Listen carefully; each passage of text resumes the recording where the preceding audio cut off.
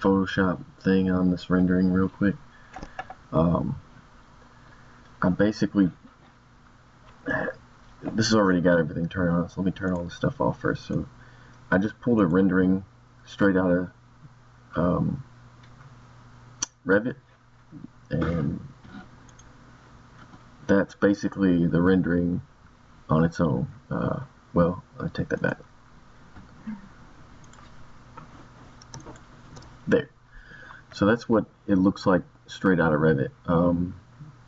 Which it looks nice. I mean, it looks good. The materials need some work, which is why I used the method I did. But the thing I don't like about renderings is they are really sharp edges, and it just bothers me. So I just pulled the rendering into Photoshop, and then also in Revit I will do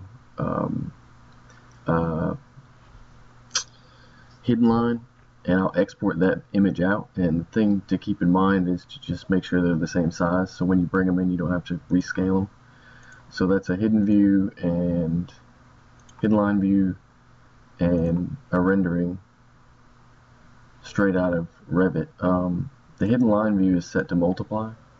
That's basically going to get rid of all the white, and it just screens it over the top. And then you can play with the opacity to kind of tweak it, how hard you want the lines to be visible, I guess.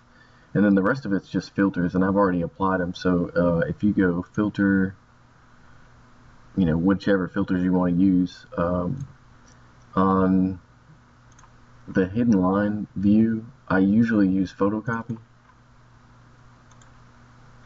and you just kind of tweak the settings until you get what you want.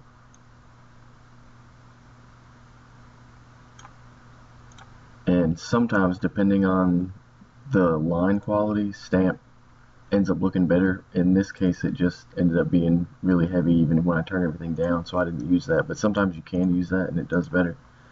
And then on the rendering itself,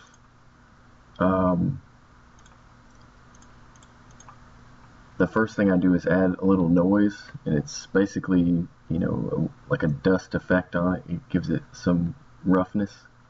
And then the watercolor filter does exactly what it sounds like. There's a couple other filters that do similar stuff to watercolor. It just depends on what I feel like that day, I guess. But you can kind of tweak how heavy of a watercolor effect you want. Kind of I guess a rule of thumb that I use is I tweak it until I like it, and then I back off a little bit, because most of the time I'll notice a day or two later that I used a little bit too much. So I've just gotten into the habit of when I mess with these settings is I'll keep increasing it until I finally feel like it's good enough, and then I'll just back off of it a hair. And it's still a lot of times ends up being too much. You just want to give it a kind of impression. And then I'll add a blur to kind of reduce the effect of the watercolor just a little bit and kind of get rid of some of those hard lines. And then there's a couple of different filters for brush strokes.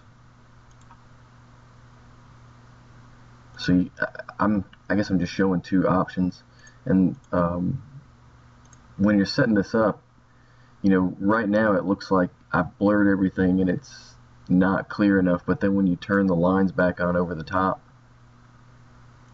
and set the opacity down some, you're bringing the edges back with the hidden line view, and then you get the whole effect all together. So I don't worry too much about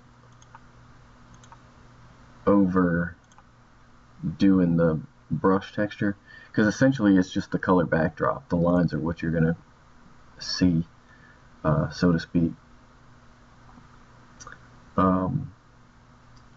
In this rendering, I actually liked it without any of the filters on the line weights. It was just fine, because I just wanted the subtle overlay on the lines. and I didn't like the shadows underneath the chairs on the dry brush, so I actually went with the angled, and that's pretty much it. I mean, it just takes the edge off of the sharpness of the renderings, and then I throw a white background behind it, and then a layer mask, and the layer mask just kind of fades out in the corners, and I'll just use like a gradient with a little bit of white and gray, and you can see where it's full on white in the layer mask, the color's still going to be there, and then wherever the darker it gets in the layer mask, more that background comes through. So it's just kind of giving it a little bit of a wash, I guess. And I'll just keep doing that till I get it about where I want it.